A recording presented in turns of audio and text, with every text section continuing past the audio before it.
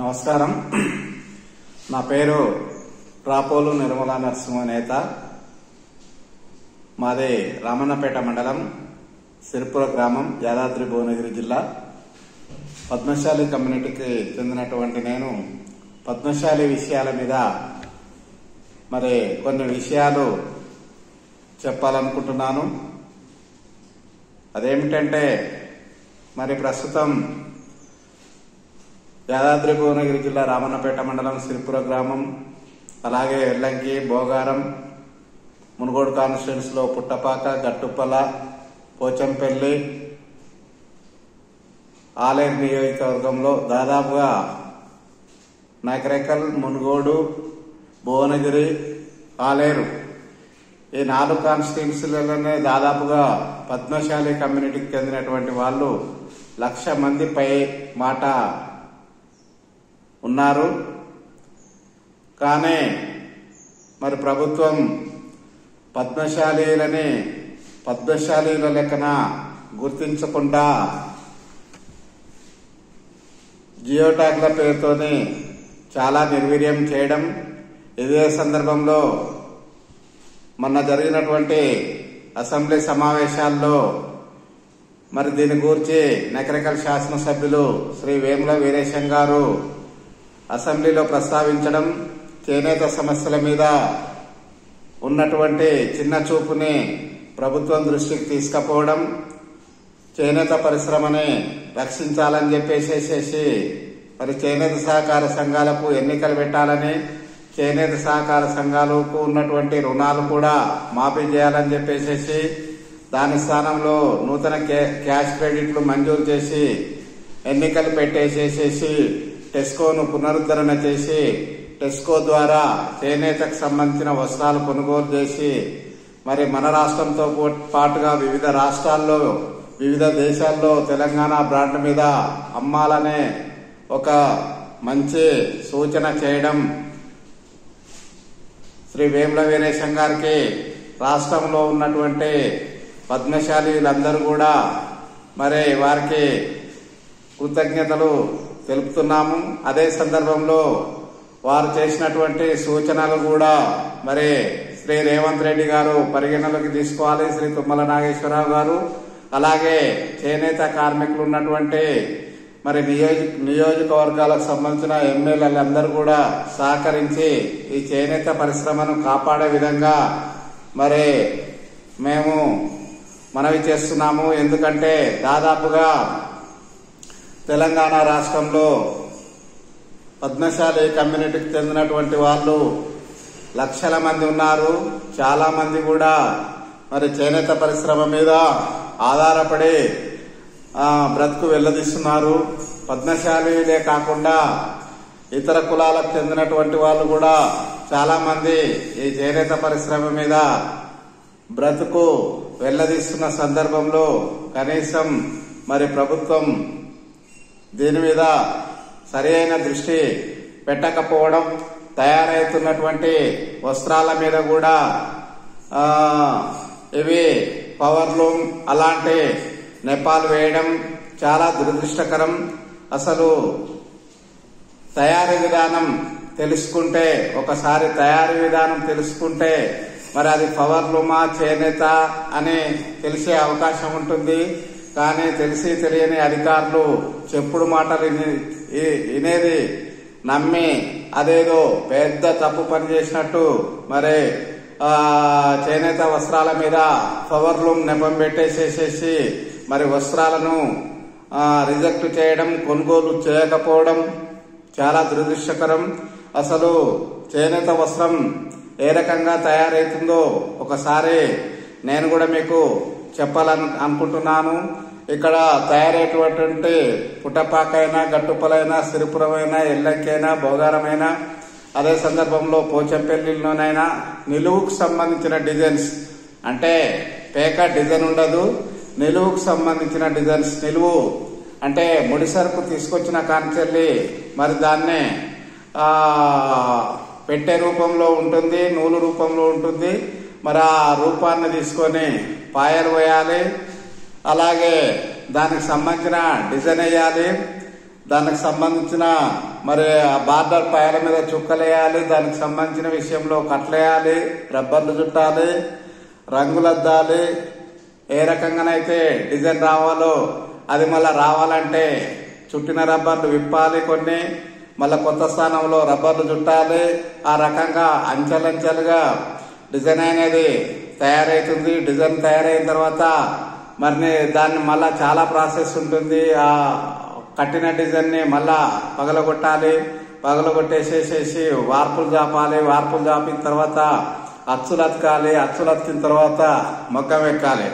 ఆ మొగ్గం ఎక్కితే ఆ నిలువు డిజైన్ మట్టుకు కేవలం పవర్, ఎందుకంటే మొగ్గం మీద ఇబ్బంది అవుతుంది, చాలా ఇబ్బంది అవుతుంది అని చెప్పేసి ఉదాహరణకు దాదాపుగా బెడ్షీట్లు 108 ఇంచులు 90 ఇంచులు అంటే ఈ రోజు అనిదొక్కలేకపోతున్నారు అని చెప్పేసి మరి కొన్ని పవర్ల మీద పెట్టి ఒక నేసుడు మట్టుకే చేస్తున్నారు. కానీ మరి ఈ ముందు నుంచి ఉన్నటువంటి ప్రాసెస్ దాదాపుగా 7-8 రకాలకు సంబంధించిన ప్రాసెస్ చేనేత కార్మికులు చేస్తేనే ఆ మొగ్గ మీదకి ఎక్కుతుందనే విషయాన్ని మరి అధికారులు గమనించాలి, ప్రభుత్వం కూడా గమనించాలి. ఇదేదో పెద్ద తప్పు పని అయినట్టు, మరి ఇది చేనేత వస్త్రమే కాదన్నట్టు ఆ తీసివేసుడు కరెక్ట్ కాదు.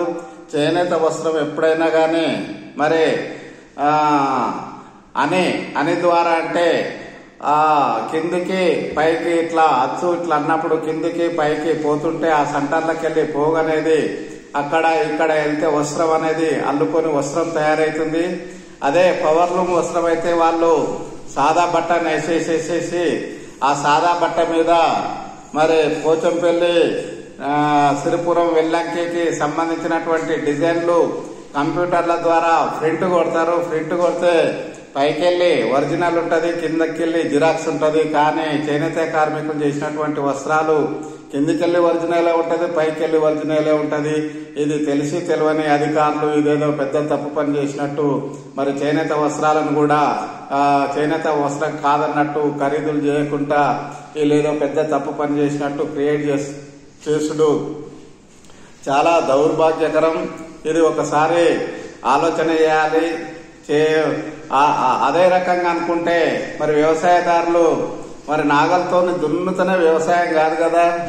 మారుతున్న కాలానికి అనుగుణంగా ట్రాక్టర్లు పెట్టి దున్ని పంటలు పండిస్తున్న సందర్భం, దాన్ని తప్పు తీయడం లేదు. కానీ మరి మారుతున్న కాలానికి అనుగుణంగా కొంచెం నేసే కాడికి వస్తాలకు ఆ రకంగా నేస్తాలకు పద్మశాలీలు మొత్తం ఏదో పొరపాటు చేసినట్టు, పద్మశాలీలు మొత్తం తప్పు చేసినట్టు, పద్మశాలీలు మొత్తం పవర్లూమ్ అని చెప్పేసి చిన్న చూపు చూసుడు కరెక్ట్ కాదు. ఫస్ట్ వ్యవస్థ గురించి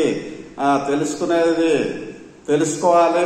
దాంట్లో ఉన్న కష్ట సుఖాలు తెలుసుకున్న తర్వాత దాని మీద ఒక అభిప్రాయానికి రావాలి.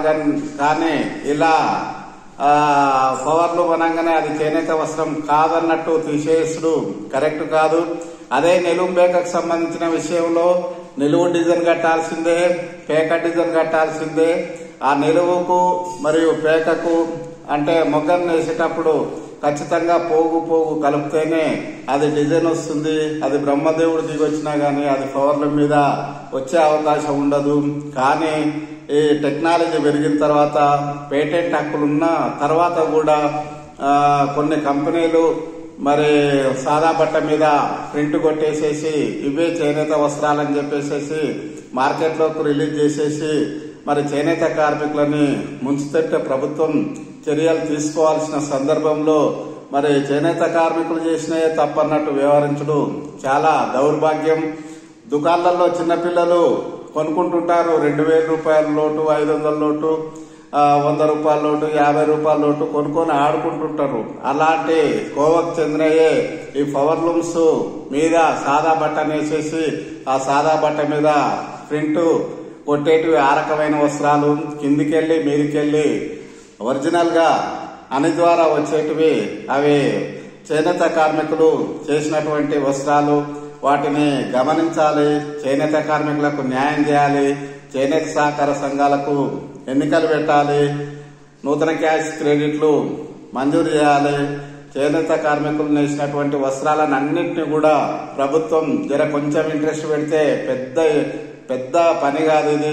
మన రాష్ట్రంతో పాటు వివిధ రాష్ట్రాల్లో వివిధ దేశాల్లో తెలంగాణ చేనేత బ్రాండ్ మీద ఈ వస్త్రాలను ముందుకు తీసుకుపోతే చాలా మందికి పని కలుగుతుంది. చేనేత కుటుంబాలు బజార్లా పడకుండా ఉంటాయి. ప్రభుత్వానికి మంచి పేరు వస్తుంది. చాలా మందికి ఉపాధి అవకాశాలు కూడా దొరుకుతాయి. ఆ కోణంలో ఆలోచన చేయాల్సిందిగా మనవి చేస్తూ చేనేత కార్మికుల మీద ప్రత్యేకమైన దృష్టి పెట్టేసేసి మరి అన్ని కార్యక్రమాలు కూడా పునరుద్ధరణ చేయాలి. నేతన్న బీమా, చేనేత మిత్ర, చేనేతకు చేయూత ఇలాంటి స్కీమ్లు మళ్ళా ఇంప్లిమెంట్ చేసేసేసేయాలి. ఏదేమైనా కానీ చేనేత కార్మికులను ఆదుకునే ప్రయత్నం చేయాలని ఈ సందర్భంగా తెలియజేస్తూ మరి మీ రాపోలు నిర్మలా నరసింహ, మాజీ సర్పంచ్, మాజీ ఎంపీటీసీ, తెలంగాణ తెలుగుదేశం పార్టీ రాష్ట్ర కార్యదర్శి, పద్మశాలి విషయాలు తెలుసు కాబట్టి మేము కూడా గ్రౌండ్ కానించి వచ్చినా కాబట్టి నూలు పోగులు పట్టుకొని మేము కూడా తయారీ విధానంలో పాల్గొన్నాం కాబట్టి ఈ విషయాలన్నీ మీ దృష్టికి తీసుకురావడం అనేది జరుగుతుంది. చేనేతను చేనేత లెక్కనే చూడండి. చేనేత కార్మికులు పనిచేస్తున్నటువంటి వస్త్రాలు ఒక తీరుగా ఉంటాయి. పవర్ లూమ్ అంటే వేరే రకంగా ఉంటుంది. ఈ తేడానే గమనించాలి. అందరికి కూడా మరి దేశంలో ఏ రాష్ట్రంలో కూడా జియో ట్యాగ్ అనేది లేదు. ఏ కులానికైనా జియో ట్యాగ్ అనేది లేదు. కానీ కేవలం పద్మశాలిలకి ఈ జియో ట్యాగ్ అనేది పెట్టేసేసి ఏదో తెలంగాణలో చేనేత పరిశ్రమ లేనట్టు, తెలంగాణలో పద్మశాలి కమ్యూనిటీ లేనట్టు, తెలంగాణలో చేనేత వస్త్రాలు తయారు కానట్టు క్రియేట్ చేసుడు మంచి పద్ధతి కాదు. చేనేత పని చేసే వాళ్ళందరికీ కూడా మరి జియో ట్యాగులు ఇవ్వాలని చెప్పేసేసి లేకపోతే తీసేసినా పెద్ద నష్టం లేదు. ఏదేమైనా చేనేత సహకార సంఘాల దగ్గర అలాగే మాస్టర్ వ్యూవర్స్ దగ్గర ఉన్నటువంటి వస్త్రాలన్నీ కూడా కొనుగోలు చేసేసేసి చేనేతకు మంచి పేరు తీసుకురావాలి. చేనేతను రక్షించుకోవాలి. ఇది ఒక మంచి కళ, నైపుణ్యం. ఇలాంటి నైపుణ్యాలను ఎప్పుడు కూడా దూరం చేసుకోవద్దు. కాబట్టి చేనేతను పరిరక్షిస్తారని చెప్పేసి, చేనేతకు చేయూతనిస్తారని చెప్పేసి, అలాగే సమాజంలో కూడా మీరందరూ కూడా చేనేత వస్త్రాలకు చేయూతనివ్వాలని చెప్పేసి, చేనేత వస్త్రాలను కొనాలని చెప్పేసి, చేనేత వస్త్రాలు ధరించే విధంగా మీరు కూడా పక్కవారికి చెప్పాలని చెప్పేసి, చేనేతకు చేయూతని ఇయ్యాలని చెప్పేసి, ఈ కుల వృత్తులన్నీ పోగొట్టుకోవద్దని, ఇలాంటి నైపుణ్యాన్ని పోగొట్టుకోవద్దని చెప్పేసి ఈ సందర్భంగా మీ అందరికీ తెలియజేస్తూ మరియు మీకు మీ కుటుంబ సభ్యులందరికీ జాతీయ చేనేత దినోత్సవ శుభాకాంక్షలు తెలియజేసుకుంటూ ఇటు విషయాలను మీ ముందుంచుతున్నాను. ఆలోచన చేయాల్సిందిగా మనవి చేస్తున్నాను.